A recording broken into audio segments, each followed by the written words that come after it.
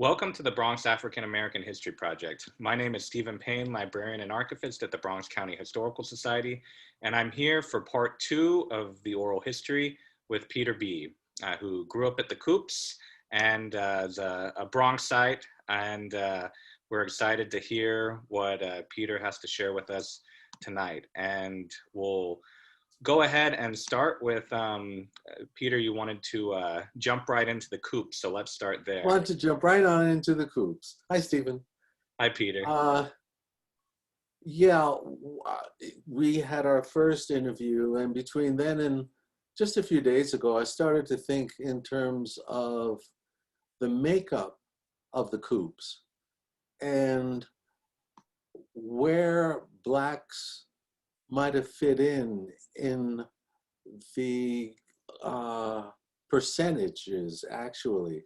Sure. Stephen, do you happen to have that knowledge as to what the percent of Blacks that might have been in, let's say, the 40s? I mean, we realize that the buildings were built in the 20s, late 20s, 26, 27, etc. But I am more of a 40s baby and on up. And so that's where I saw what I saw. Sure. Do you have any information on percentages of minorities? And when I say minorities, mostly I'm thinking in terms of Black. Yeah, so the 1940 census is the most exact data I've found yet. And in that, you know, there are definitely people that aren't included who might not have been home when the census takers came by, or for various reasons might not have responded, or even your father actually is listed as being white in the census and being from Arizona.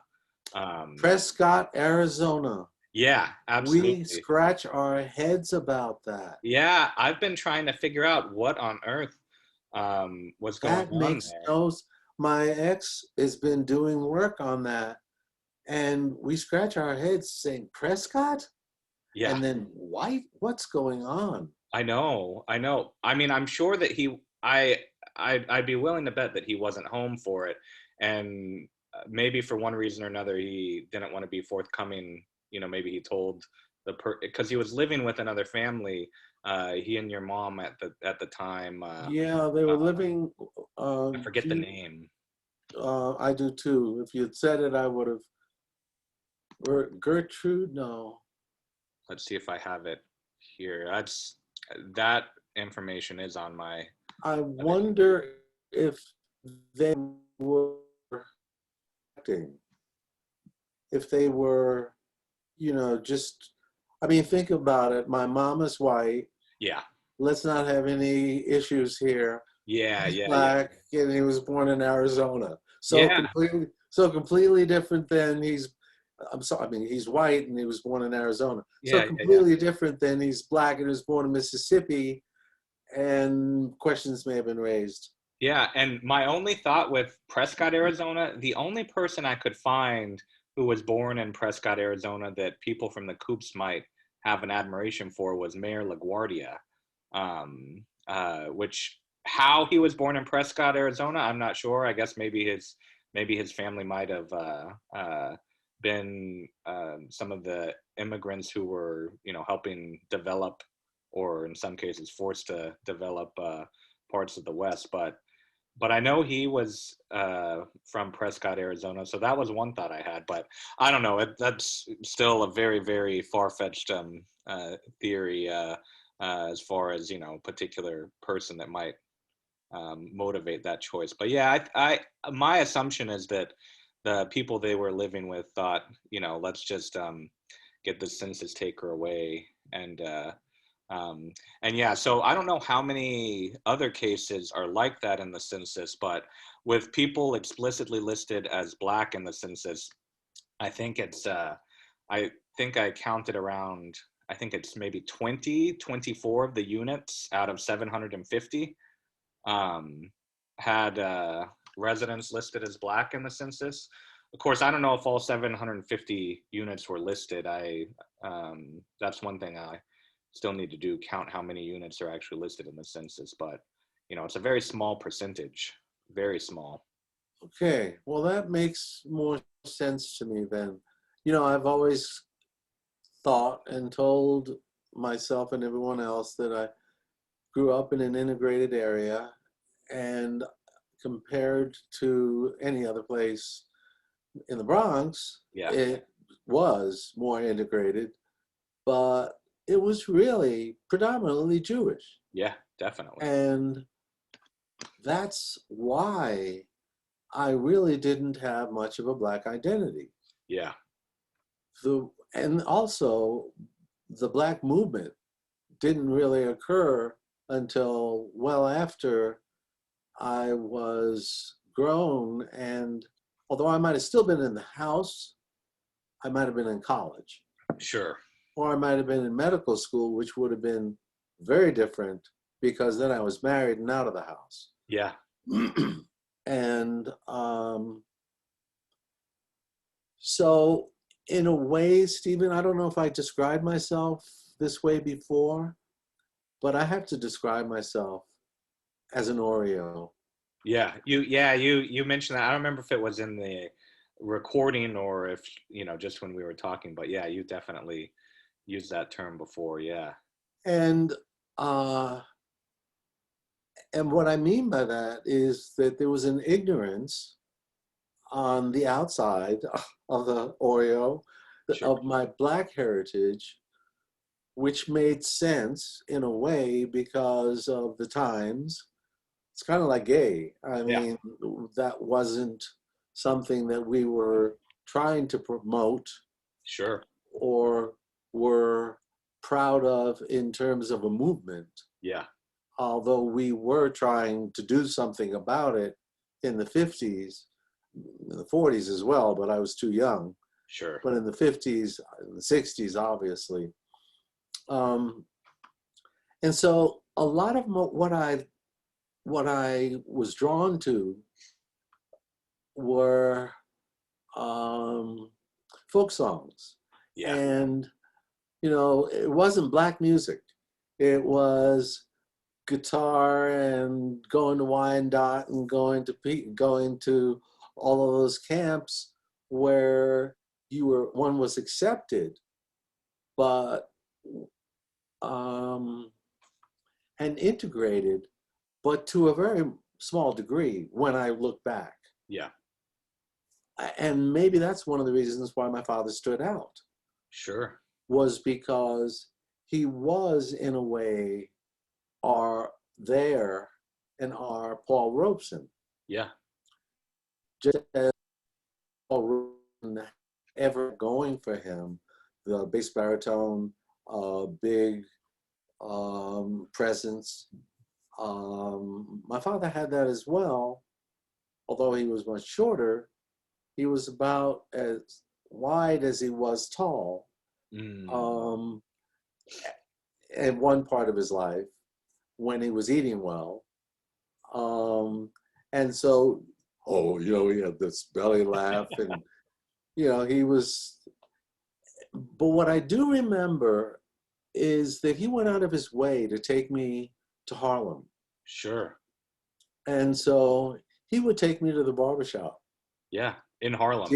Steven, there's no place like a barbershop, a Black barbershop. Yeah. If you saw Coming to America, I did. One. Yeah. And maybe even two, I haven't seen it. I haven't seen two yet either. It's exactly like that. There's an argument going. He wouldn't know. Don't you tell me about no habits. He would know habits. I'll tell you what. I'll tell you. No, don't you even. Arguments going back and forth with no animosity. Sure. Yeah. It was just a lot of strong feeling. Strong feeling and kind of a camaraderie. And, yeah. It was kind of fun. So I was able to see that. He would take me to my grandmother's house, and she lived in Harlem. I believe I'm around 135th and Willis Bridge, with Oh, Willis okay. Avenue Bridge. Yeah, yeah, Right yeah. where the Willis Avenue Bridge Mm, went, she lived in a tenement. And I remember, this is out of the Coops realm, but it does have part of my family involved. Is sure. that of interest? Oh, absolutely, absolutely. So we would go down there, sometimes the three of us, sometimes just the two of us. And my father, she would live on the second floor, and my father would have a whistle. Mm. And I don't even know if I can do it, but whatever that whistle was alerted my grandmother to the fact that my father was coming up the stairs. Oh, wow, yeah. And it was loud, again, loud, and I can't whistle like, it was just something as simple as that, Sure. but loud. And my grandmother would then open the variety of locks that were on the door, and we'd do whatever we would do. Um, and then my grandmother would come up to the Bronx on different occasions. And especially I remember when I was graduating from public school, PS 96, she was there. And I have a picture somewhere Mm. of this really tall, magnificent looking woman. Uh, her stature was very uh, matriarch, and yet, yeah, you could, it's like you could feel warmth. Yeah, yeah, yeah. Um, and I remember taking a picture next to her, and I was this little midget, 6-year-old. I mean, I was in sixth grade. I don't know, Sure. so I was maybe 11 or so, and this tall woman. So we used to think that historically we thought that there was some Native American Mm. uh, that, as you know, blacks were involved with Native Americans, and so it wouldn't have been unusual Sure. for in your history to have that.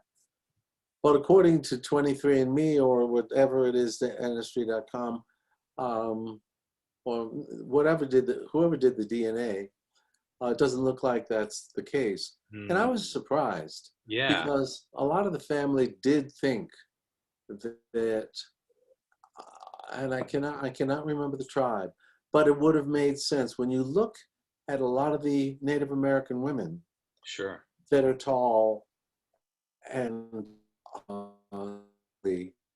uh, that's kind of how my grandmother looked. And Okay. that's one of the reasons why we thought, that's one of the reasons. No, other reasons were because it was thought that there was Native American. But Sure. if we were to believe the DNA analysis, um, looks like half of me was from Africa, and the other half was from Eastern Europe. Yeah, yeah. um,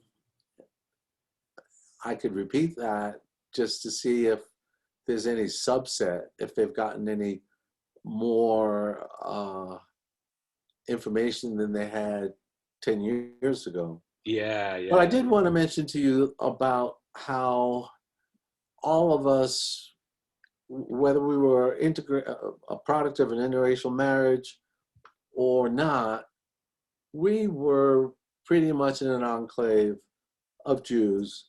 Yeah. And that's one of the reasons why I went to Schull for a while, very short while, because it gave me a place to go in the Sure. Coops.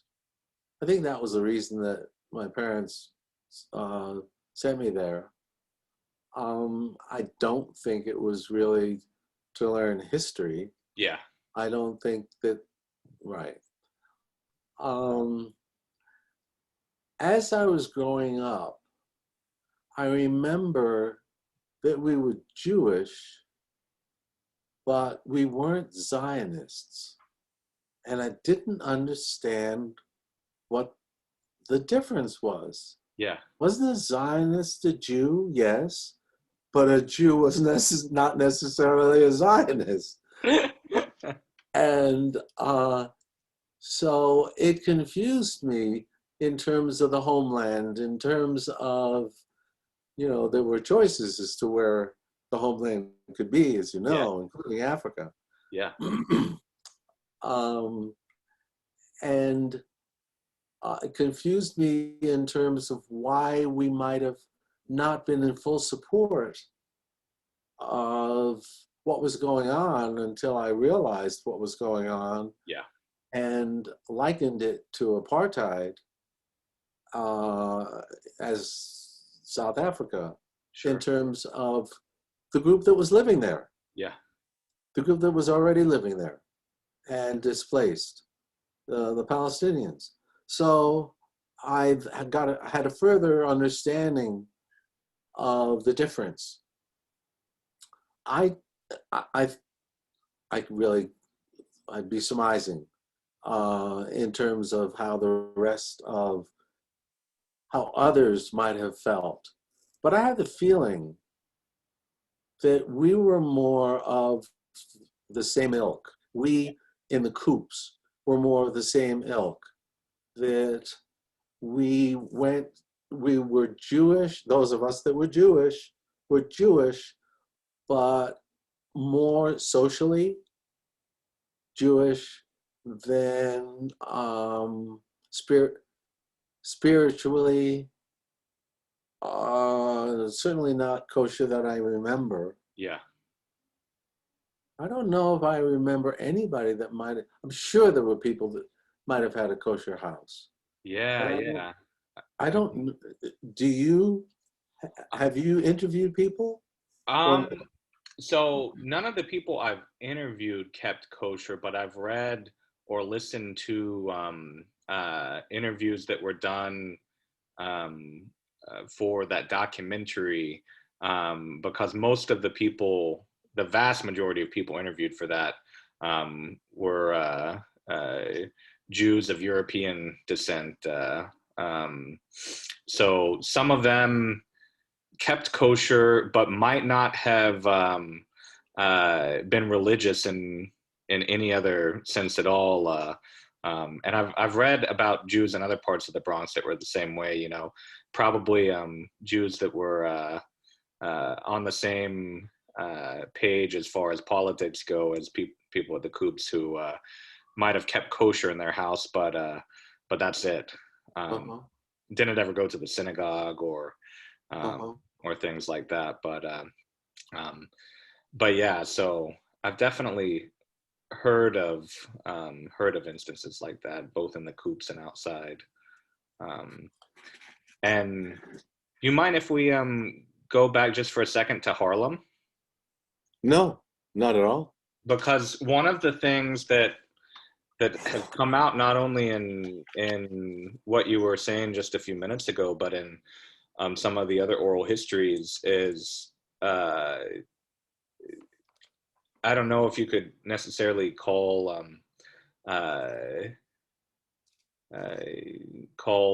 the Coops like a kind of satellite of Harlem for some of the Black families, but in a certain sense, it seems like it remained that way.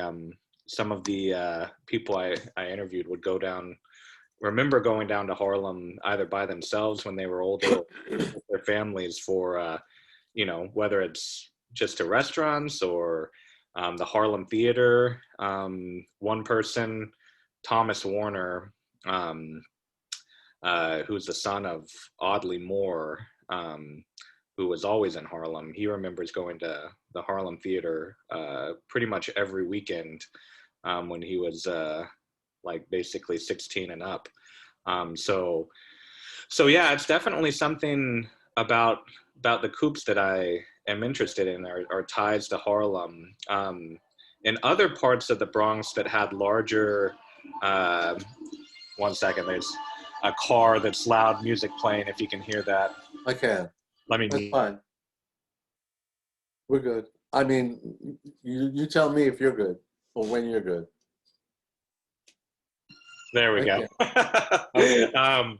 But in other parts of the Bronx, like Morrisania, like in the 160s or so, that had very large Black population, like starting in the 1930s.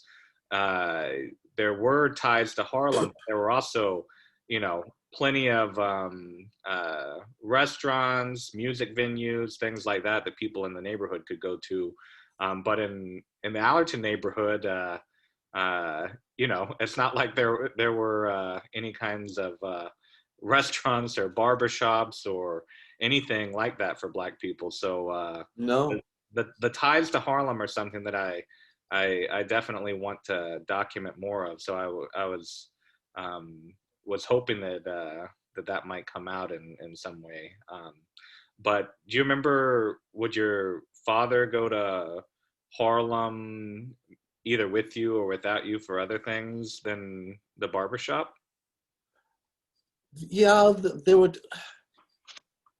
Yes and no. And what I mean by that is because he would go once a week to see his mother, Sure. my grandmother, and because a lot of times Friday nights were the nights that he would either go to Harlem to the barbershop, bring me, or just go to Harlem. Yeah. And then I didn't really know. Again, I was young. So I didn't have a chance to talk to him about, so what'd you do? Yeah. So I don't really know. Sure. But yes, he did have a tie. Definite. He wanted to continue a tie to Harlem. Yeah. And did. But I don't think he wanted to do it more than that, only because it would have taken away time from us. Sure. And we were going in another direction, almost literally in a way. And then we were going to Peekskill. Yeah. Yeah. We were going to Followers of the Trail or Camp Unity, doing other things like that. Yeah. So I think that's, it was like my dad's night out, might have involved me. And then he would go to his mom's. But not much else. I don't remember theaters. I mean, as an adult, yes, but Yeah. no.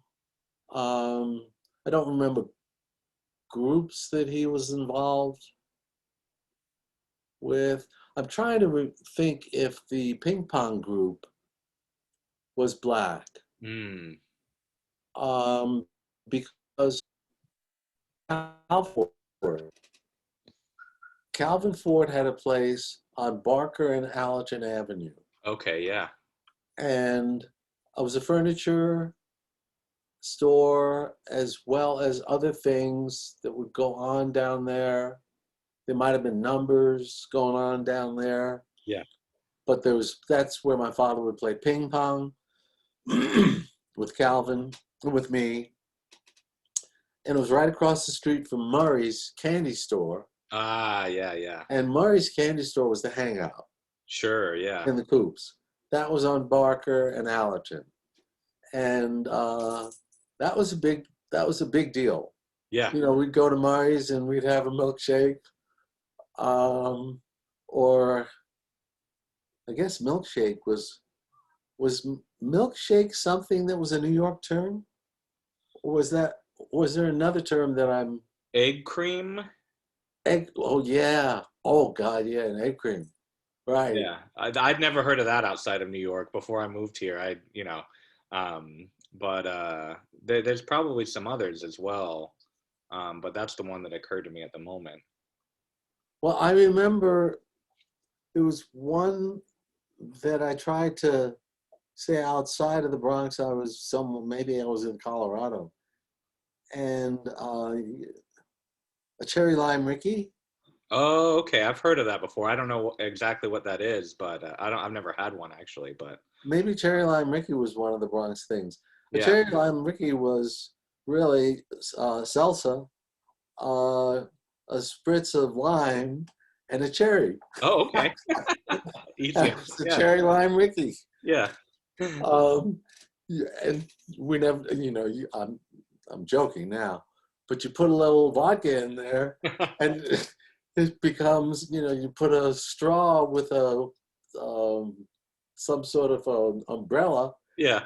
and you could sell it for $2.95 Yeah. At least. instead of 35 cents Yeah. back in those days. Yeah. Yeah. um,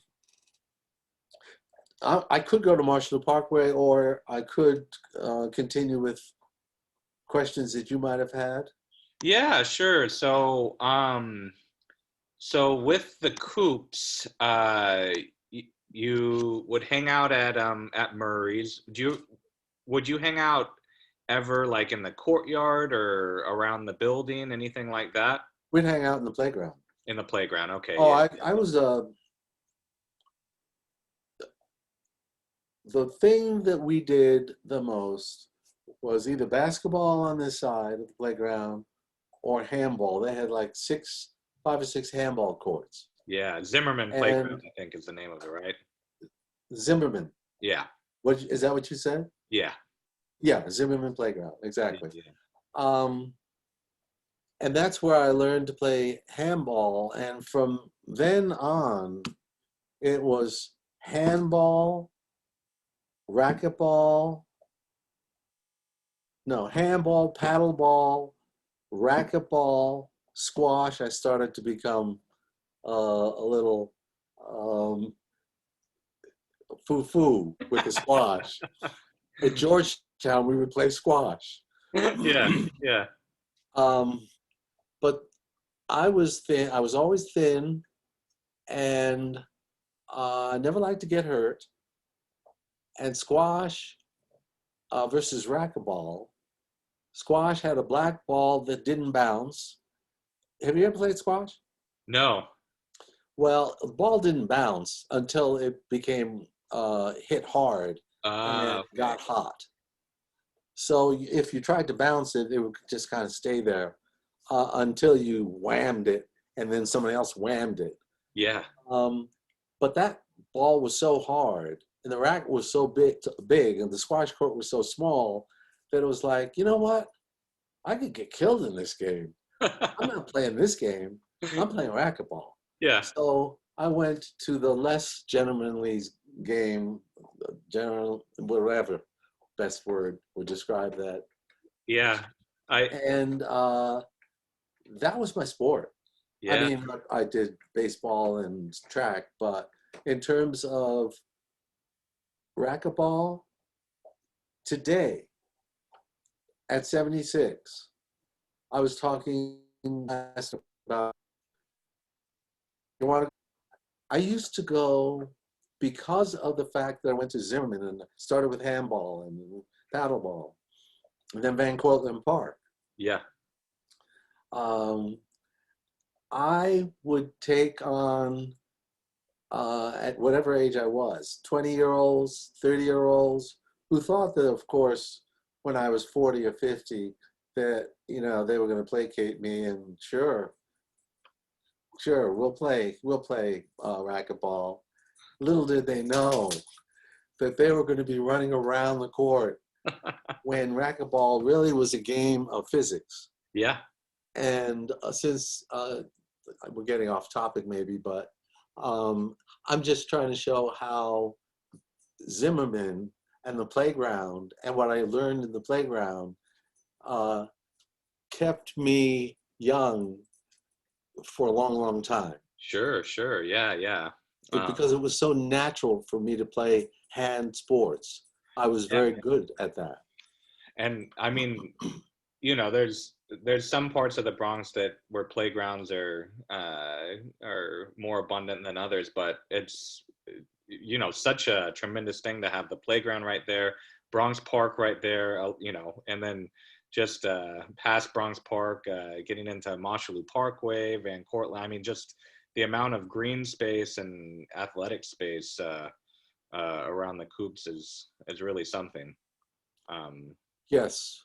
and Now, seems to have shaped like the culture as far as the children growing up there quite a bit. once I was outed with my friend Steven with the ALP, Yeah, American Labor Party. Hey, I know what you got. Your parents go to the, and from school, again, if you remember, I do. Yeah, that's where I learned that commies killed people. And so I was so ashamed that they were outing my parents as essentially saying that they were commie killers. yeah. Um, that I went less and less to the playground Mm. because it was less inviting. Oh, okay, I see. Yeah.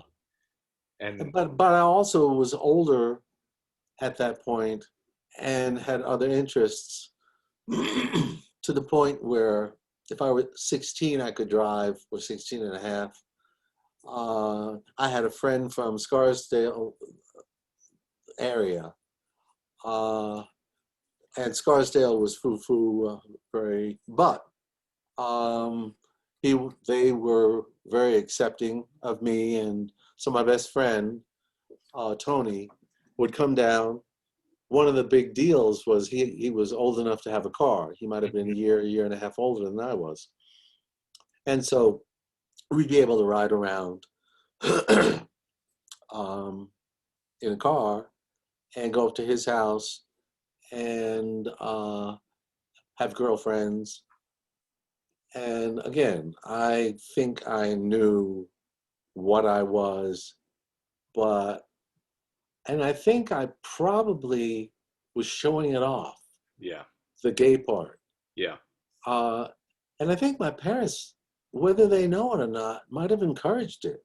Mm. And I was just showing Dana, my daughter, one of the dances that I was taught. Yeah, Um, my father, I don't know if my father or my parents, but the stepbrothers were big, a black group yeah. of tap dancers. And then there were the Mills brothers, and they incorporated dance in their routines. And I think my father aspired, his greatest aspiration for me was for me to be a tap dancer. I hope not. Yeah. um, but I know that that's one of the, I don't think I went out of my way to go to tap dancing school, Miss Gabby. But thinking about how I moved, the fact that I could move, and as you know, gays are the ones that have taught everybody how to fucking dance. Yeah. And blacks. Yeah, for sure, for sure. And Latinos, Yeah, absolutely. I Uh, mean, you could ask that guy, come over here. Let me show you some moves. yeah. Not you. I'm Most pointing white, over there. yeah, most white folks can't even clap to a rhythm, you know. So You're right. yeah. um, Um, so that I remember being on stage doing the cha-cha-cha in probably public school. And I was all out cha-cha-chaing. yeah, I mean, I was on stage and I knew the moves. If I were in the audience, I would have looked up at my age or any age from 40, 30, whatever age, my daughter, my son, anybody would have looked and said, there's one. yeah, yeah, I mean, just look at the way he's moving. Now, I don't know if he knows it yet, yeah, yeah, but there's one. And that's why when I finally did come out to my to my parents when I was here, one of my mother's reactions was, in a letter, although I'm not completely surprised that what you told me, and they were very supportive, Yeah. completely supportive. Yeah.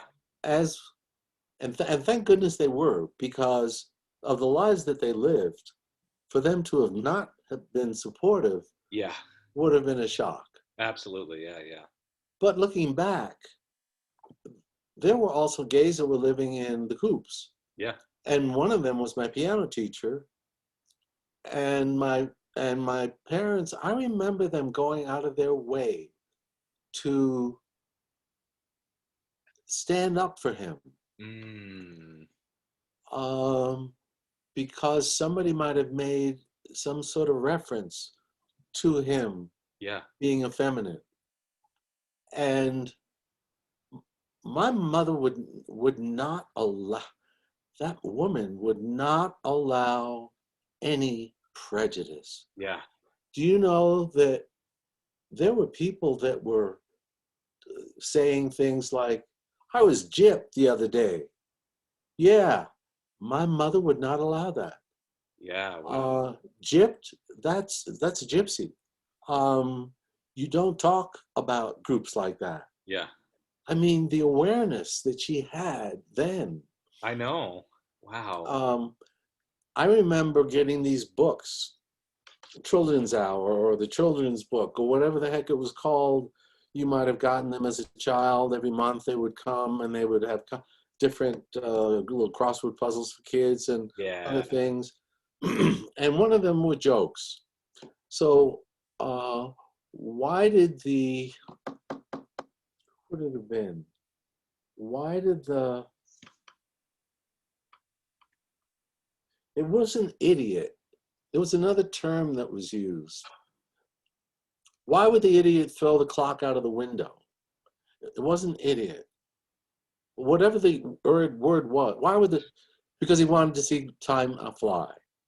Mm. Um, and my mother wanted me to know that that wasn't acceptable. Wow. That if there's a group that was not smart enough to be considered, quote, normal, they were not to be laughed at. And so I was very, very aware of other people's speaking poorly about other groups. Yeah. Sometimes having to correct them, Yeah. sometimes just hearing it and reacting. Yeah. But until I'm 76 now, and anybody that would use, I mean, gypped, you could say Jew down. I mean, all of those terms Yeah. are essentially saying the same thing. Yeah. And it wouldn't have mattered whether it was a Roma or a Jew or an Italian, kike, wop. I mean, I didn't even know these words. Yeah. Yeah. Yeah. I don't either, but I've learned them over time from people, people using them and what is this person even saying? And then realizing it and, oh my God. Um, but, Well, they may not have, the interesting thing is, Stephen, they may not have been realizing the damage, the depth of what they were saying when yeah. they were saying it. They might have just learned it as an alternative word for an Italian. Yeah. Yeah. I imagine so with a lot of people. I mean, yeah, that's crazy that the words become, such violent words as far as their history go become just a part of everyday speech. Um, but but yeah, wow. I mean, so were there were gay people in the coops pretty out about it, or is it something that not many people spoke about, or maybe if people did speak about it, it was in negative terms, and then people would come to their defense like your mother did? What was the situation like that you remember? Maybe you were too young to really even get a full sense, but There were no gays because sure. gays you know, depending on what year you want to pick, 1967, if I remember correctly, was when the UK made it, took it off the books Yeah. that you could be you could be Oscar Wilded, Yeah. essentially. Absolutely. Absolutely. 19 fucking 67, excuse me. No. Well, that's You a should very, very excuse the well said. expression. Yeah. Yeah. Oh my. And so, for people to even have a term, hold on for a sec. Oh, sure, sure. Well, one of the things that happened was my grandson may have sprained his ankle. And so yesterday I went down there and took a look, and his ankle was fine, Oh, okay. That's good. That's good. but his foot wasn't. Oh, And I was suggesting to Dana that if we want to be really sure that there isn't a fracture, it might be good to get an x-ray because they're going to be going away on Thursday.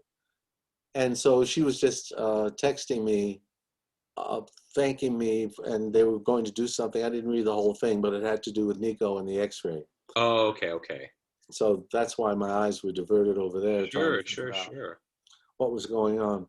Um, no, I don't think, I think I heard that coming from my mom I in see. terms of coming to Harry, I think his name was, defense somewhere. And of course, the reason it stood out in my mind was because I think I knew that there was a little of Harry in me, I see. or a lot of Harry in me Yeah, that nobody knew about, but I heard my mom sure. defending the Harry, and that made me feel good. Yeah, absolutely. I mean, if she hadn't, then I imagine your whole awakening realization might have been a, far more complicated, painful thing than it might have been. But but yeah, I mean, I'm sure there are probably uh, or I know there are many other gay people, not only in your generation, but even my generation and generation below me, who definitely don't have anywhere near that experience, for sure, with their parents. So that really is something, with your mom even kind of creating that environment where, um, you could start, uh, having some realizations maybe. Well, Um, we went away.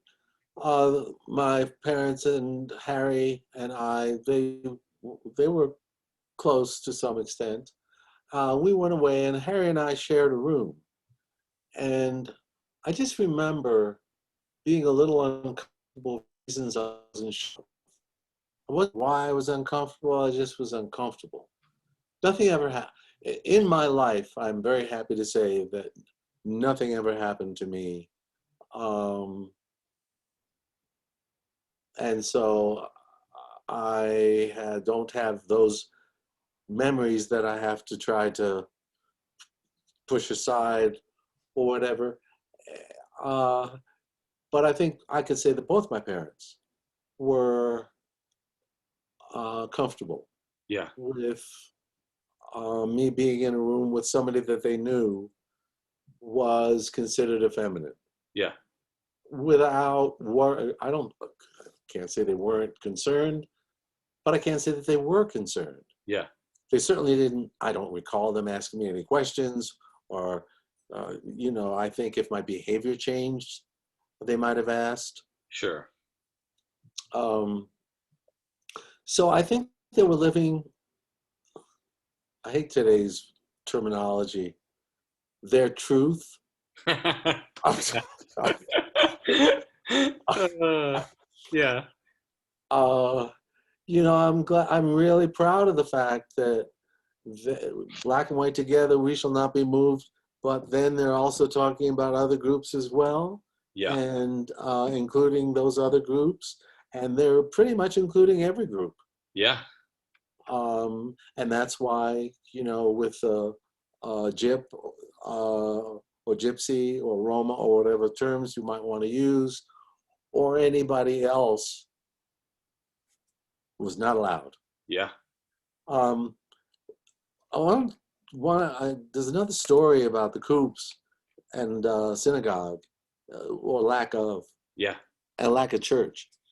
So here I am, not brought up in any religion, really. Culturally, maybe knew something about something, but I remember once cutting school, public school, and my parents found out about it.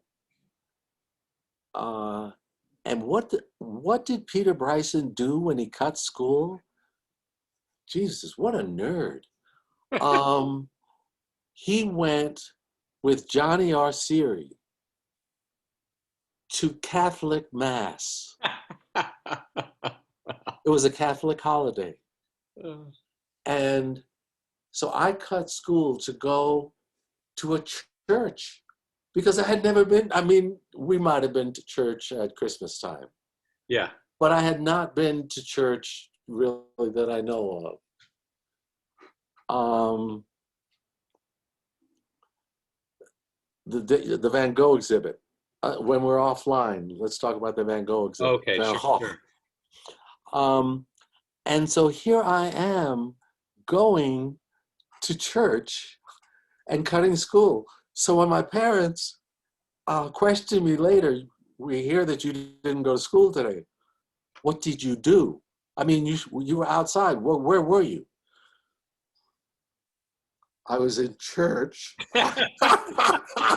They must have thought you were pulling one out of thin air there. The idea of that. Well, I think they understood. Wow. I think they may have understood, we haven't given him that. It's whatever he hasn't gotten. Yeah. I never got church. So I wanted to see what church was all about. See what it's all about. And I'll tell you something. That has given me a lifelong disgust for the smell of whatever that is, the incense and the frankincense. Frankincense. Yeah. To me, I would throw up, and I think I did. Yeah, it's very, very strong. Suffocating sometimes, but yeah. And so, there were times when as an adult, if I were to go to Christmas service where they would do something like that, and it was reminding me of cutting school way back whenever in public school, and the nerd that I was, I'd go to church. You could have gone to Coney Island, you could have gone to fun things. For me, I went to church. Wow, that's funny. And Marshall Parkway? What's that? Well, Marshall let's see. Parkway? A couple more things in and around the Coops, if that's all right with you, and then we'll. Sure. Yes. So, do you remember growing up very much in the way of kind of picket lines, protests, things like that in the immediate neighborhood around the Coops? No. Okay. Not in the immediate neighborhood around the Coops. But I grew up in picket lines and protests all my life. Sure. But it was more meeting in Wash Park to start off doing something. Maybe the buses would be leaving from there, wherever the buses might be leaving to go to Washington, D.C. Yeah. And really, the way I look at that now is people had things that they would do in their lives that was kind of assumed. Yeah. And that's what I would do. Sure. It was assumed that if there was a march on Washington for freedom or for peace, I would be going down to that march on Washington Yeah. because my friends would be going. Yeah. So, Stephen, to try to separate the fact that it was social from the fact that it was political was really hard, Yeah. because it was all enveloped in, so what are we going to be doing next weekend? We're going down to DC? Oh, okay. Well, let's meet at and Yeah. um, and yet of course I had more, the older I got, I had more and more of an understanding of what I was doing, to where I was doing it on my own. Yeah. And I remember once, now this is taking you out of the coops, Sure. Sure. That's fine. Yeah. but I remember going to Bogalusa, Alabama, and I think James Farmer was there in CORE, and there might have been SNCC there, Student Nonviolent Coordinating Committee, Sure. Congress of Racial Equality. And it was one of my first airplane rides, I think, on my own, certainly. And I remember talking to my friends about doing that. And I was trying to see if I could raise money Yeah. to go down there, and maybe they would feel good about my going down there and representing myself and them in a way. And one of my very good friends from camp, Louise Afterman, I'll never forget what she told me. And she said, Peter, the last thing I'm going to be doing is, I'm paraphrasing completely, but the last thing I'm going to be doing is giving you money. She said, you're doing what we would love to do. We'd love to be able to do this, but you're doing it. And you would like our money to do it? No. I mean, if you really want to sacrifice, get your own damn money and go down there. And, I thought about that, and I thought, because I'm getting all of the praise, the patting on the back. You went down to Selma, you went down to Bogalusa, you went down to, but without putting a lot of, I needed to put more into it, Yeah. she thought. I see. I needed to put me into it and not get from others. And I think about that when I think, this is really now taking a jump. Oh, that's fine. That's fine. We'll keep You'll draw me and in. You'll making. draw me in. Yeah. Yeah. Yeah. But when people are going to try to help other people in Africa, I react to that and say, can you please tell me, why are you going as far as Africa? Yeah. When we go to the South Bronx, when you could be going to the South, when you could be going to West Virginia, when you could be going to, what is it about Africa that, is it that makes you feel better that you're going to another place and therefore everybody knows you're going to? So I remember as a teacher, I was teaching video editing, and I had taught another student, and then he became chairman of a department in a community college, and he did that. He took his students to Africa, and he raised money, and had to call him on that. And I said, Brandon, I understand why you're doing that. I don't want to put you down too much, but I really do have, if you respect me, I have to tell you what I think. Yeah. And so now 10 years after that, this is 10 years later, we've had a similar discussion about what didn't happen. They wanted to give cameras. They wanted to have them learn how to film. They wanted to have them learn how to do all of this stuff. So they got a lot of monies so that they could be doing that. And I was telling him about my experiences. I have had other experiences as well. And so in the last maybe 6 months ago, 5 months ago, we talked about the fact that he felt guilty about the fact that nothing came of it. Wow. And is there any, he was kind of asking my advice. And I was saying, well, I think that frankly, I do think you owe, anyhow, it's a whole other issue. Yeah. But what it made me realize was that there was I could have been going down to do the stuff that I was doing, partly because of how it looked. Yeah. And I don't want to put myself down too much because I believed in what I was doing. Absolutely. But I also think that goes for anybody who's a quote do-gooder. Yeah. Yeah.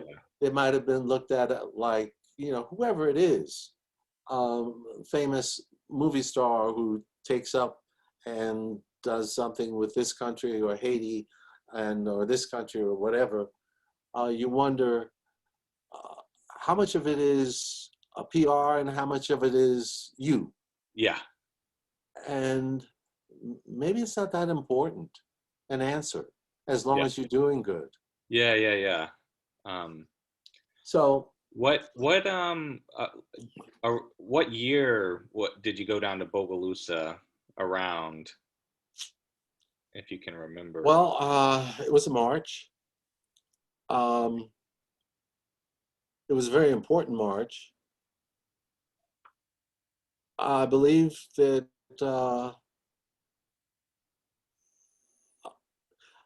I remember staying in a house in Bogalusa where we had to turn the lights out. Oh, and wow. There were gunshots, so we had to lay low. Wow. We had to leave in the middle of the night to go to another place, and we had a line of cars, and the important people were not in the first car. Wow. So we marched. We went to the house. I think we were going to march somewhere else another day. Yeah. And what they did was they put me in the lead car. Wow. On the passenger side, and then they gave me a gun. Yeah. Steven, I'd never seen a gun. Yeah. I mean, I've never handled a gun. I had a toy gun, but a gun. Because of what could have happened during that night. Yeah. Well, I can't say that we're surprised by the fact that we had a line of cars. One of them ran out of gas. Steven, in the middle of the night, me with a gun, them running out of gas. I can't tell you the end of the story because I don't remember how we, what we did, what they did. Yeah. Because I was in the front. All I know is, if you ever watch Butch Cassidy and Sundance Kid. I haven't seen that. Okay. Well, there's a term, there's a joke. Butch and Sundance it doesn't matter. But I felt like we had morons on my team. There's a line that somebody said, morons. I got morons on my team. And I felt like, here I am doing what I'm doing, not knowing what anybody else is doing, but other people might not know what they're doing either. Yeah. That was scary. What year would that have been? Well, I would have been, it would have been before medical school. Okay. It would have been during college years. I would have been in camp because Louise Afterman was one of the people from camp. And we would get together. This would be our social life of Sure. getting together at somebody's house and singing folk songs. And or going down to the Universal Church down in Manhattan, because they did the same type of thing. They would be singing songs down in the basement. Oh, okay, okay.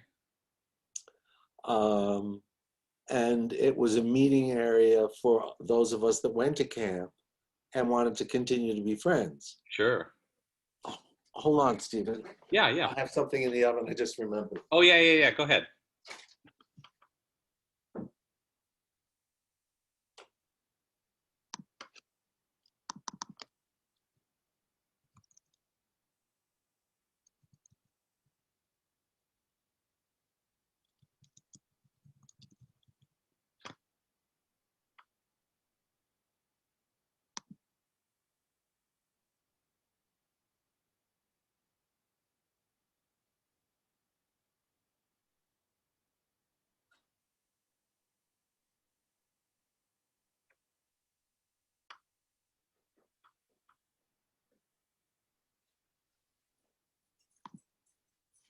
I was trying to think of, why am I smelling such good, there's such good aromas coming from my house. And I was trying to, why do I have this good aroma coming from my house? And I realized, Peter, you put something in the oven an hour ago, over an hour ago. Hopefully it's not burned or anything. It's not burned. Okay, No. good, good, good. Yeah. Was it, so, was the march from Selma, did you participate in the march from Selma to Montgomery too? Did I go over the bridge? Yeah. I did not. Oh, okay, okay. Because I was No. gonna say that was 1965. So if you were down there for all of it together, then maybe 1965. But Well, no, I left. I would have been 20 in 65. I would have been graduating college, and 65 is when I went to Georgetown. okay, I see. So before that, then. So it would have been before that. I see. 65 to 67 is when I went to Georgetown. 67 to 71 is when I went to medical school. Georgetown School of Medicine, but medical school for 4 years. Sure. And so it would have been before 65. I see. Yeah. Or I would have, or Jackie would have been involved, because Jackie and I continued to do the same things that we were doing. We were involved in Century City, conflagration, awful cops beating up us. Yeah. Do you recall that? A time of protest? So, I mean, I've seen plenty of clips and pictures and things like that. And yeah, you know, seeing the modern versions of it as well. Oh yeah, well yeah. Well, that's what it was like. But yeah, we were turned on. It was a peaceful march, and it became awful. Yeah. You know, we were running for our lives. Yeah. For reasons we didn't understand, because we didn't really do anything, but they were able to get away with it because they were able to get away with it. Absolutely. Because of Rodney King and everything else. I mean, they're always able to get away with it, it seems. It does, yeah. It really does. Find out what happens during this trial. I know. I know. I mean, were you around the Bronx the summer of 1963, or were you off at camp at that point? I would have been. I was away. Well, are you saying summer? Yeah, July, I would have been in camp any summer. because at the White Castle, right, right near White the Plains Road. yeah, Uh-huh. 1963, early July, um, CORE organized a picket um, because I think out of 160 something employees, only four were people of color. And so, pretty modest demands, just hire more people of color Uh-huh. in, you know, higher paying positions than just like the lowest of the low. As for, that's what the four people of color were in at that point, like janitors, uh, Hmm. etc. And it was met with just such a violent display of racism by some of the members of the surrounding community. I take it, or at least from everything I've gathered, mostly Italians. Um, but but yeah, so some people from the Coops who were around that summer, remember participating in that. So I was wondering if you had any memories of it or knew anyone. I don't have any memories of that. I mean, it tweaked it a little bit, but no, I would have every summer I was somewhere, some camp. Sure. At that point, I would have had girlfriends in camp. There was a time where, and it might have been that year, for 3 years, I had the same girlfriend who was British, and she would come and we would be together for 3 months. And then I would go in December, I would go to Great Britain, to Ormskirk, which is in Lancashire County, which is where the Beatles were from, Yeah. and stay with them. And I remember, this is now a little crossover into gay. Sure. I remember, I'm trying to figure out how to say this without you missing a whole block of something. But let me just say that Anne and I were to quote together for that period of time when she was here and then when I would be going there, or other girlfriends in other times at other camps, Yeah. which I think might have thrown people off in a Mm, way, because I wasn't planning on ever exposing myself. I yeah. mean, I thought that this was, I wouldn't say an abomination, but I just knew it wasn't accepted. Yeah. Yeah. Yeah. And I thought I was the only one. Yeah. Um, and so that might have thrown people off, but I remember being infatuated with one of my best friends. And he and I had a very, very special relationship of seeing each other every day at college and playing ball. And I got him a job as a counselor. So he was a counselor at the same camp as Anne and I, Mm, once, one summer. And I remember, and this really struck me, but Anne, so Jay had a girlfriend, and I had a girlfriend, and saying something like, I feel like when the four of us go away, I feel like I'm an appendage. mm, And wow, that hit me. mm. Because what I realized was she could feel that. Yeah. I was trying to hide it. But what I was really thinking was that it wasn't going to try to do that is really not fair Yeah.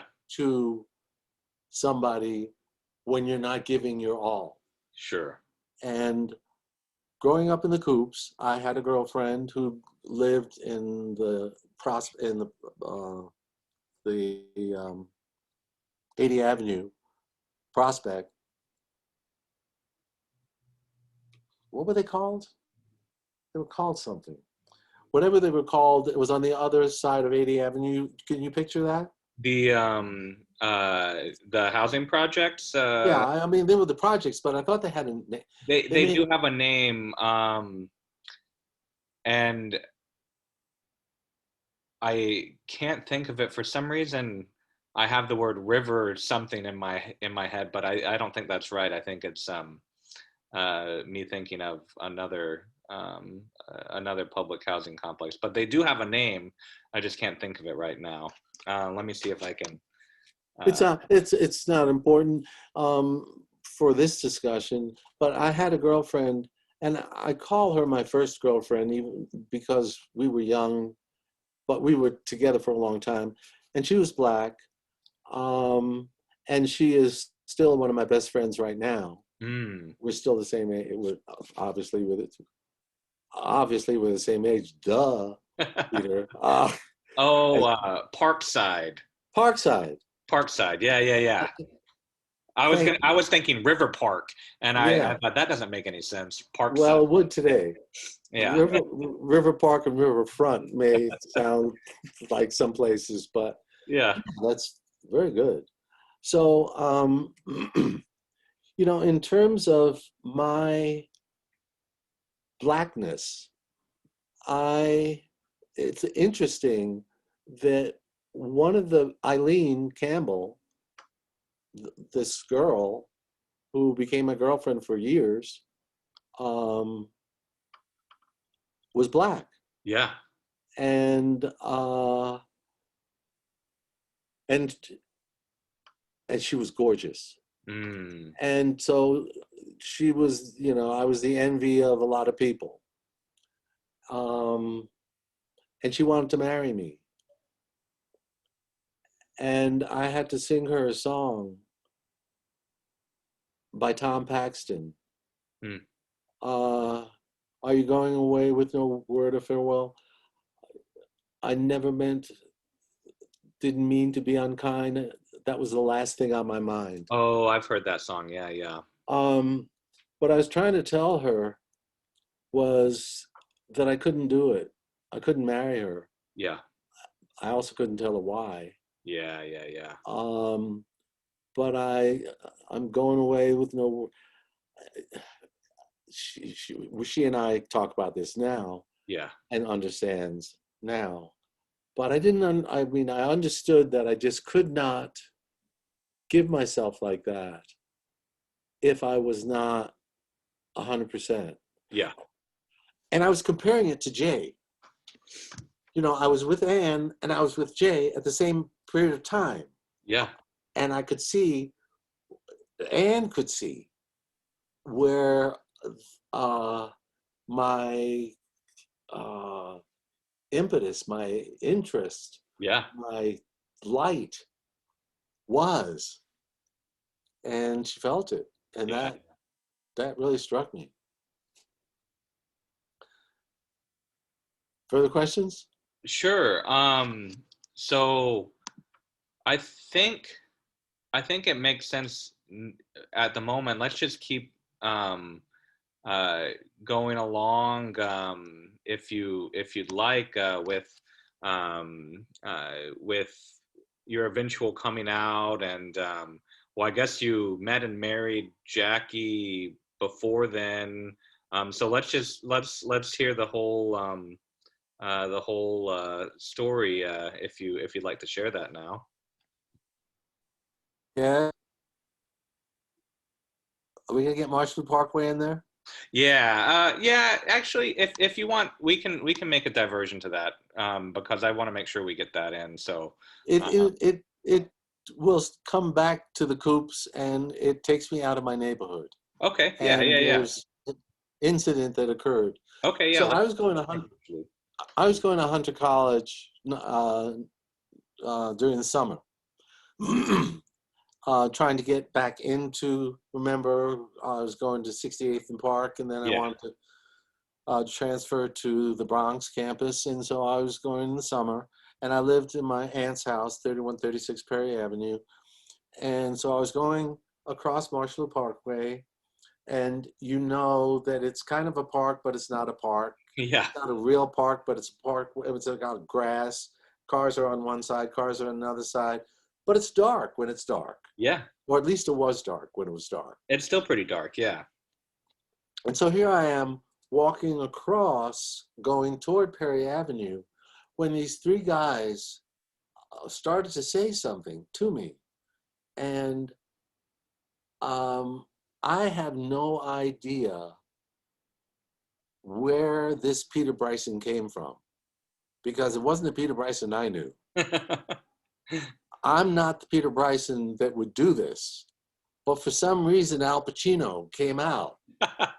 Hey, are you talking to me? You talking to me? Yeah, we're talking to you. And so I walked over to him. What the fuck is wrong? I'm sorry, but no, it's very, very apt right now. it's three white guys. Here I am walking by myself with my books, and I know I had my hand in my pocket because that's important to talk about later. Yeah. And they wanted to fight me. They wanted to beat me up. What the hell was I getting myself into? So I had to start acting tough. Yeah. And they were part of a gang. And what they were saying, Steven, what I recognized was that they did not know.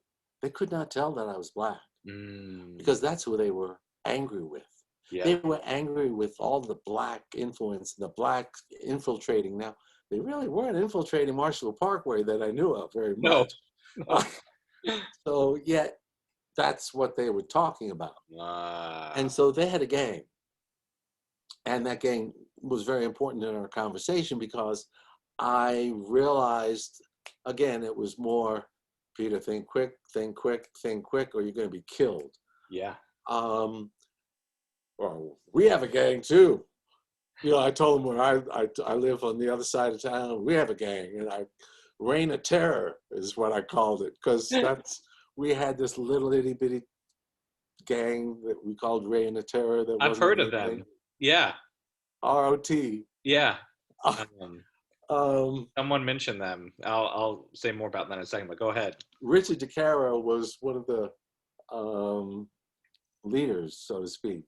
So anyhow, I was just talking about our gang that I knew nothing about, because I didn't want to get involved in any gang. Yeah.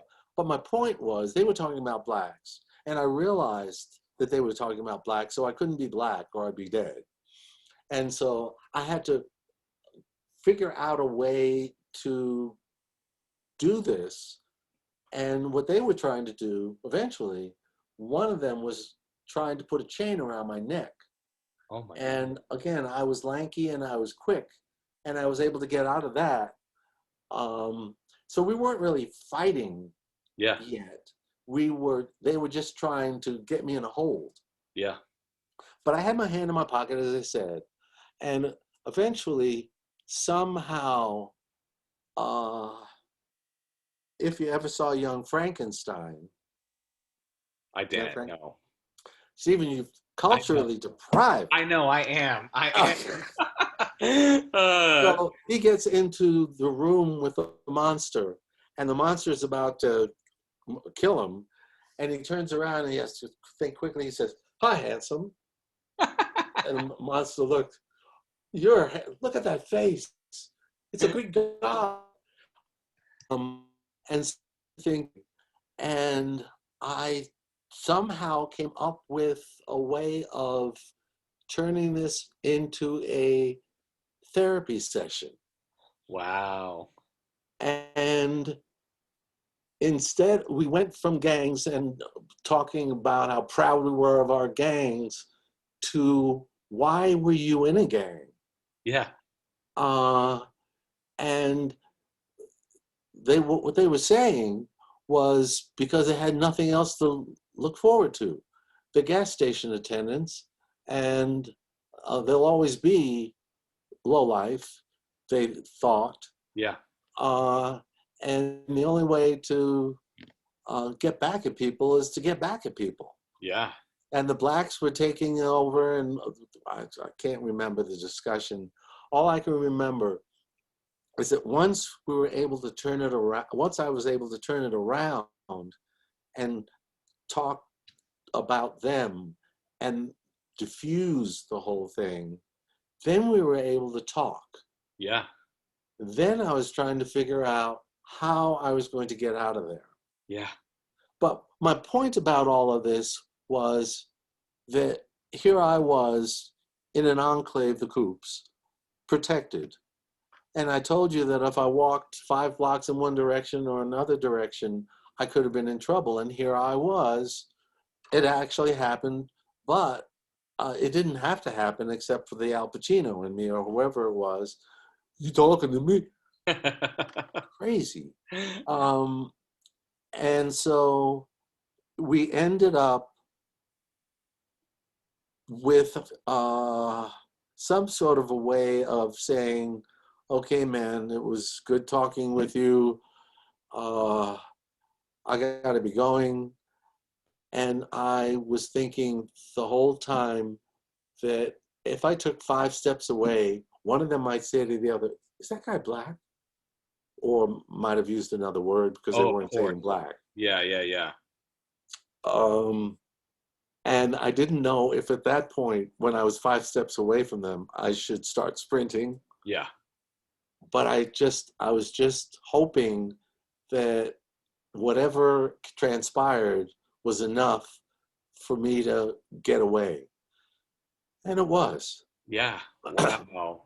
But I never got, I think I mentioned to you, growing up in New York, I never got into a fight. That was the closest that I was in a fight. And one of the things that came out was that they thought I had a weapon in my pocket. Yeah. They didn't know what kind of weapon, but I never took my hand out of my pocket, and they thought I had a weapon. Stephen, I had a weapon. No, I had jewels that I was protecting. Yeah. The family jewels. Yeah, yeah. If you follow what I'm saying, I thought I was going to get kicked in the balls. Yeah, for sure. I mean, this wasn't going to be a fair fight. It was going to be, they already tried to put a chain around my neck. Chain, yeah. And so I was really just holding on, and they were thinking that because of my hand, who knows? But they did mention that. They said, so we were wondering what's in your pocket, because we thought, I don't remember how I got out of that. Anyhow, wow. That was the Marshall Parkway story. Wow. Were there any other instances around the Bronx like that? Not necessarily, almost being, jumped by, 3 members of a gang, but instances that you remember kind of that really violent expression of racist sentiments coming out? No. That's kind of the one that sticks out, huh? I don't recall any. Yeah. And if I were to go back to the Coops again, I would say that I think I was brought up to not see color. I mean, I saw color. Yeah. But I was brought up to, quote, not see color. Yeah, yeah, yeah. Nowadays, of course, we don't look that way. Yeah. Black Lives Matter. Yeah, yeah, yeah. But before that, you didn't declare yourself, and you really didn't have to declare yourself. I didn't have to declare myself in that area that I was. Sure. But if I had gone outside of that area, again, I think I told you that they would have looked at me and they would have seen Jewish. Yeah, yeah, yeah, yeah. That nose. Yeah, yeah. They wouldn't have necessarily seen black, depending on my hair. And at one point, I think I became Angela Davis, male model, in med school. Yeah. So the other thing I just want to mention is the terminology. Sure. I have gone through, we as whatever you want to call us now, have gone through iterations of names, starting with colored, and it might have been, spelled the British way, Yeah. and then colored only, and then, Negro or Negro or nigger, or, but if we were to continue with acceptable terms, there was a point there where we were Afro-Americans. Yeah. And I remember that there were newspapers that were Afro-American, for Yeah. Afro-Americans. The Baltimore Afro-American. There you go. In the name itself. Yeah. Yes.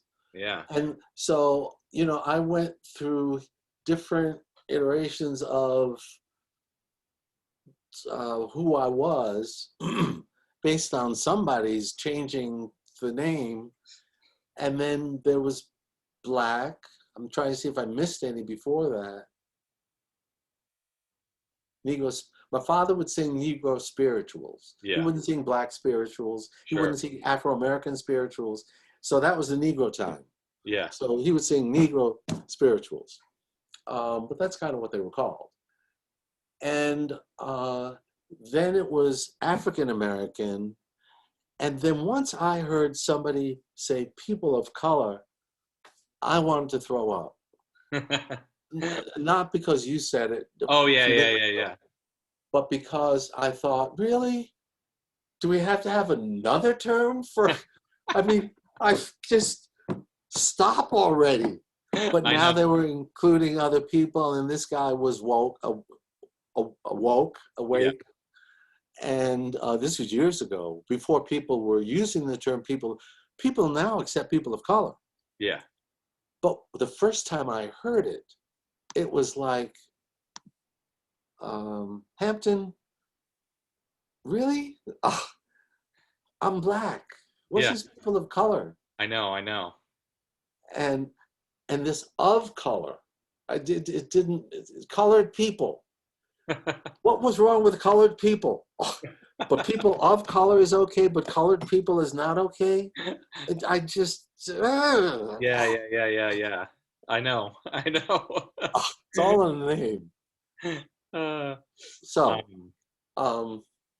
but yeah, you from what you said last time, you didn't really begin to have a more developed Black identity until was it Georgetown you said, or is that around when? Well, it was whenever Black identity started to become important on college campuses. And I think I was past I know that my first reaction was that I'm sorry, I can't choose. Yeah. I love my mom's side. I love my dad's side. I'm Black. My father's Negro. My mother's white. I don't know what to say. Yeah. I really was thrown in. I was thrown into something later on, meaning had I been in college, I might have had to have walked over to the Black Caucus lunchroom where people would sit. Yeah. But because I was in college, we didn't live anywhere but home. Sure. So it wasn't like dorms where you might have chosen to live if you had a Black dorm or a fraternity or something like that.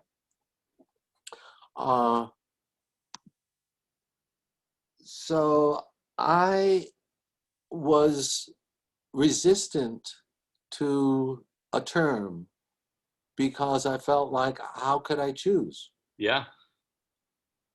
But eventually, I felt like I wanted to choose. Sure. I wanted, yes, my mom is white, but I'm Black. Yeah. And I can't tell you exactly when that happened.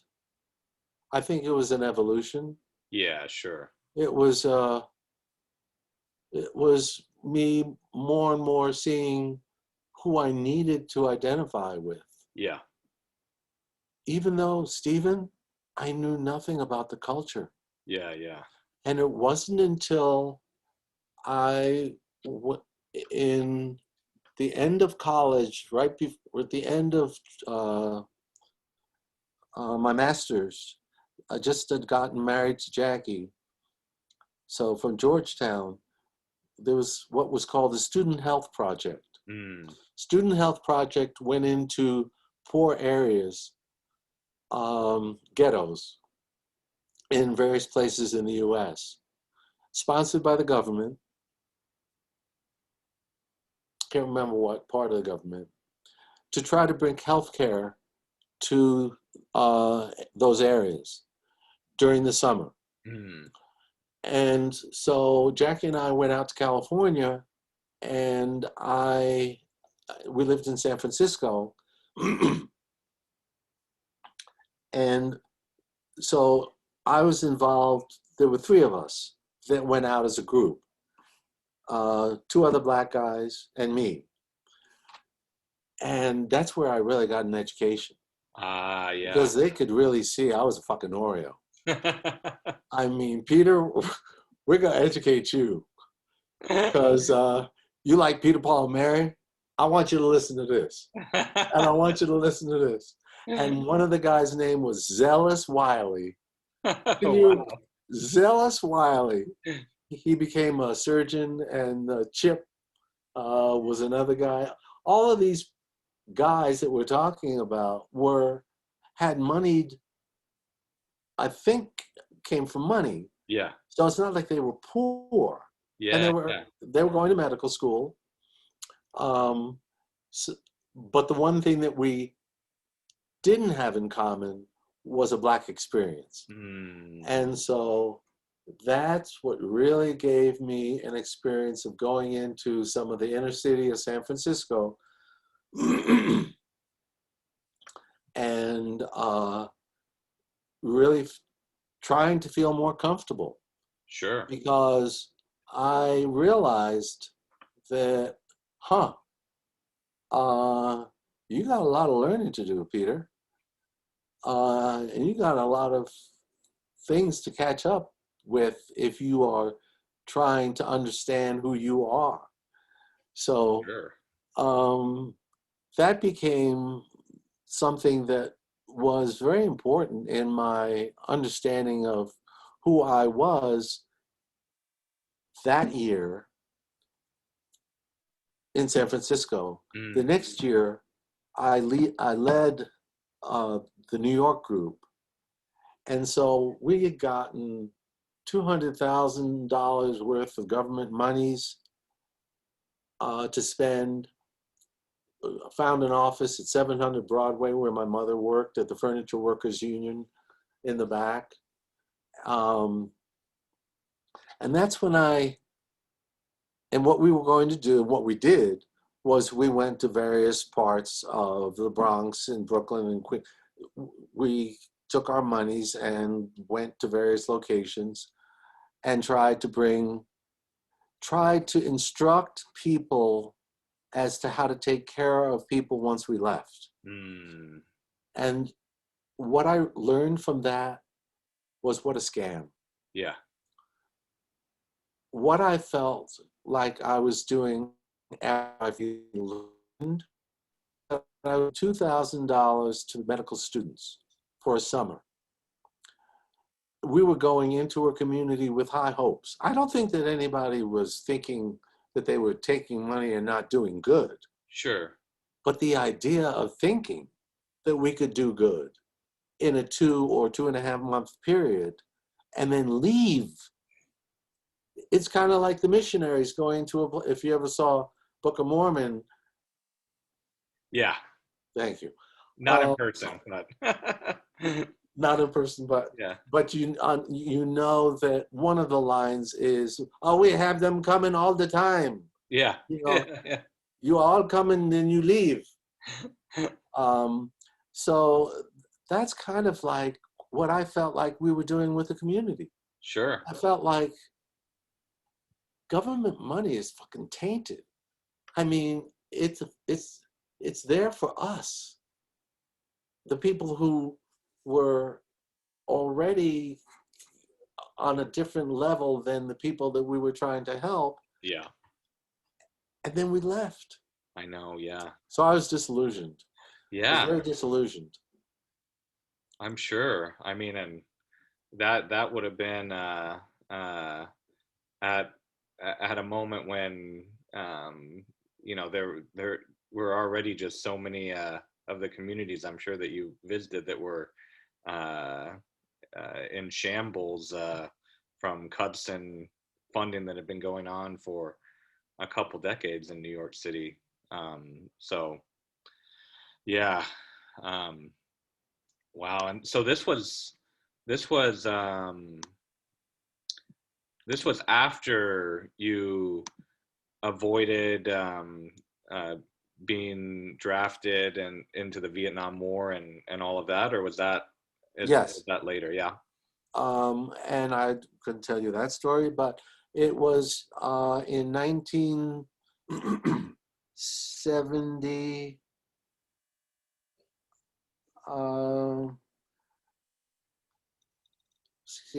70 and 71 were the 2 years. 70. San Francisco.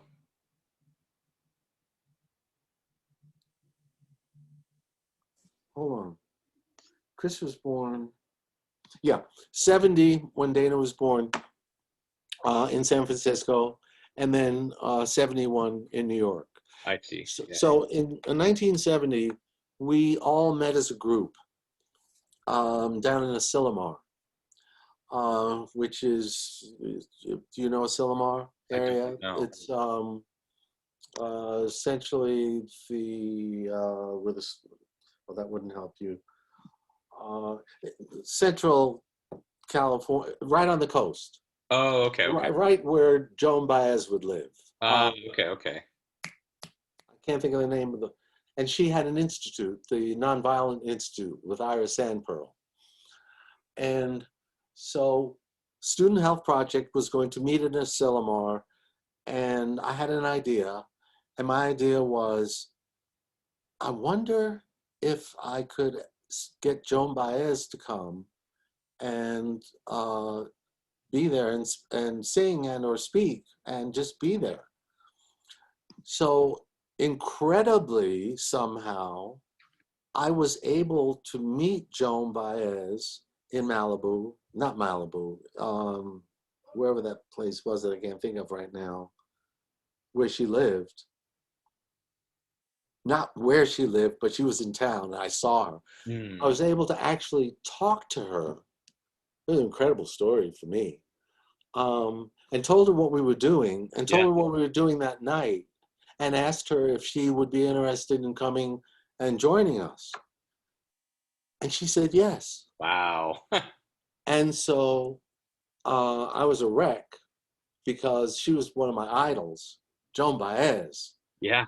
You know, I mean, Judy Collins, Joan Baez, Joni Mitchell, Peter, Paul, and Mary, all those white people. But what Asilomar was a lot of the inner city people were meeting with a lot of the Student Health Project people. Yeah. For the first time in a very big organizational meeting, trying to figure out what we were going to be doing that summer. Yeah. And Joan Baez was coming in a meeting, and prior to that, all hell broke loose. Really? In that room. The blacks were talking about how the group are just do-gooders and trying to do good. You ain't doing shit. And you're going to be coming in our neighborhoods and you're going to be leaving. They told us exactly what was going to be happening because they knew. Yeah, for sure. So I looked at the time and I realized this is the time that she said she was going to be showing up. And sure enough, I went outside. She showed up with her mom.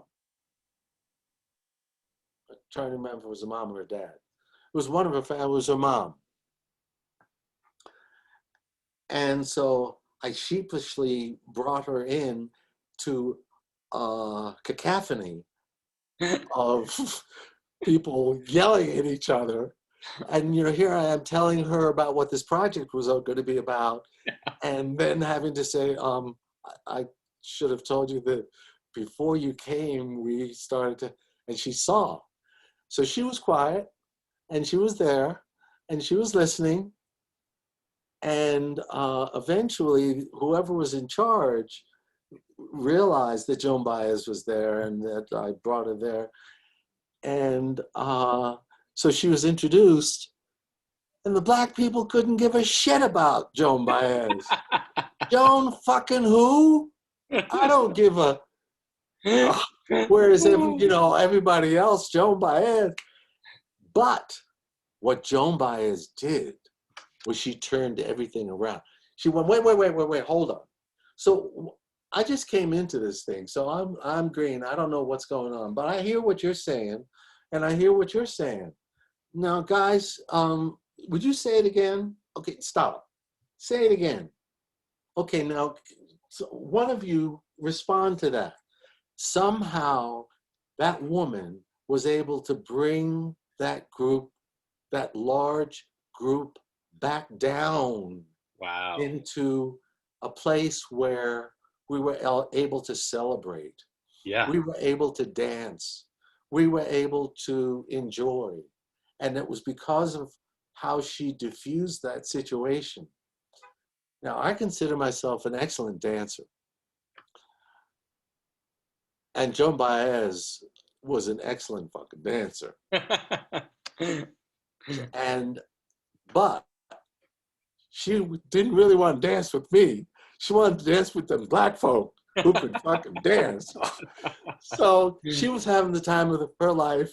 They were having a great time with this white woman who could sing, and she sang.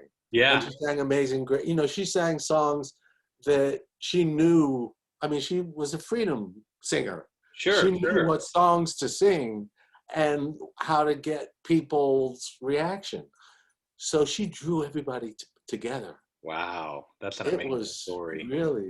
It was truly a wonderful experience. Wow. Wonderful experience. Well, there are not many people in this world who can say that they've not only met Joan Baez, but brought her into a setting like that and watched things somehow turn out well from all of that. So, wow. I had 2 other meetings with Joan Baez, which had nothing to do with the Coops. And so if I can have a minute and a half, one of them was at a concert at Carnegie Hall. And because I knew her mother, it was her mother that I had met at Asilomar. Because I had met her mother, I mentioned somehow I wanted to see, it was during intermission. And I wanted to go backstage. And they let me in. And so I saw her mother, and she recognized me. Joan Baez was with David, I think his name was David, the peace guy, the one that she had a child with. So the name is not important at this point, but they had broken up. So I saw Joan, coming down the stairs crying. This is during intermission of a show. She was coming down the stairs crying, and her mom said, "This is not a good time. This is not a good time to be talking with her. Right now, we have the second part of it, and it's going to be." And so I went out and saw the rest of the show, and she only did a half of that second part, and then she left the stage, and everybody was booing, except me. I felt like I was the only one who understood that she couldn't go on. That there was something going on in her life that even though the show must go on, she couldn't go on. Sure. The third time that I met her was over in Estes Park, where the guy that I was living with and I went up there for the weekend to the place that Stephen King, that big place that he used as the Omen or whatever movie Oh, that okay. was. Yeah, That yeah, yeah. big hotel complex. Oh, was it the Shining? Was that? It might have been The Shining. I forget. Yeah, Yes, of yeah, course. So whatever hotel that is, um, we wanted a room. And they yeah. said, we're sold out. And I said, oh, come on. I mean, all we need is one room. Who you sold out to? They said RT. And I had no idea we had no idea what RT was. And so I was walking across the lobby. And as I'm walking across the lobby, I saw this woman walking toward me. And my mouth dropped because it was Joan Baez. I wanted to ask where the bathroom was. And so the first person I saw was a woman. And I said, could you tell me where the... And I just stopped like that. And she said, yes, I am. Oh, Uh, she didn't recognize me from the past. sure, sure, sure. But she said, yes, I am. Joan Baez. So what RT was Bob Dylan, Joan Baez, and the Rolling Thunder Review. They were Wow. staying at that hotel, and they booked all of the rooms at the hotel, and they were going to be playing at Mackey Auditorium in Boulder Yeah. the next day and the next day. But my point was that she said something about I'm not going to be picking her up, or something. She somehow intimated that she thought I might have been trying to pick her up. And I wanted to tell her, I'm not trying to pick her up. My boyfriend's right over here. Yeah. And she said, oh, okay, we're cool. Oh my God. Wow. So those are my 3 Wow. That's Joan wild. Baez experiences. That's wild. Uh, there's one, at least one other question about the Coops that occurred to me. And then we may have to, Yeah.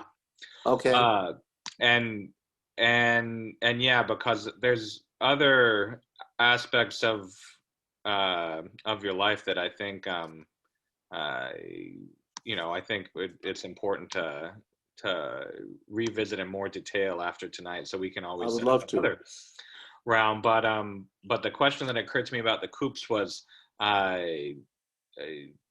you might have a short answer, you might have a longer answer, just depending on what you remember. But which other families in the Coops was your family close with, if you remember their names?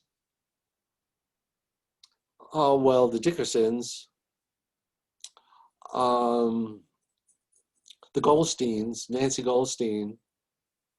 Oh, was her daughter Jill Goldstein, maybe? No, Nancy was the daughter. Oh, Nancy was Jill, the daughter. Jill was the mother. yeah, that very well could have been Jill Goldstein, yeah. Ah, because I've only heard the Goldsteins mentioned by Charlotte before. No one else really seemed to know much about them. So Yeah, happy to I was hear. good friends with Nancy. Okay. And so my parents were good friends with, if it was Jill and whatever. And they lived downstairs. It was interesting. Everybody lived upstairs, right? Yeah. You'd walk into the Coops, you go upstairs. But there were some places where you would actually go downstairs. Oh, like a Not big many. apartment or something. And the Goldsteins lived in one of the places Oh, okay. I where see. you could go downstairs. Um, um, my best friend was Peter Weissman, who the Weissmans didn't live in the Coops, but they may as well have lived in the Coops because we did everything together. Yeah. I don't know why they were living where they were living, a little bit further away, but for whatever reason. But again, not a name that you might know because they might not have had any other friends other than my parents. Yeah. Let's save that so that I can think more in terms of who, because I could, Charlotte, Steve, we're all the Dickersons. But my parents were friends with everybody. Yeah, yeah, yeah. Again, my father was the mayor, quote unquote.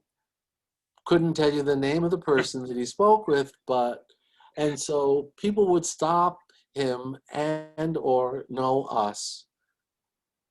Um, one of the things that my parents would do would be, one of their vices was poker. Ah, yeah, yeah, yeah. And so in the Coops, they had like 5 or 6 other parents that would have poker night, maybe on Saturday night. Yeah. So you go over to their house, or you go over to the other house, or you go over to the other house, and you play poker. Um, so my parents had a variety of, really a variety of friends. Um, but to name them now, I mean, if you gave, next time when we speak, because I'm looking at my sugar as well, Yeah, yeah, sure, sure. uh, we can continue with that. We did Van Cortlandt Park. We should be talking about the future because that is important. Absolutely. Um, so I will not be doing something this Monday that I know of, if this Monday works for you. I think it does. I'll make sure when I get to work tomorrow, and I'll set up the details if it does, which I can't imagine that it won't, but let me just make a note here. I'm gonna go ahead and stop this recording. Sure. Let me do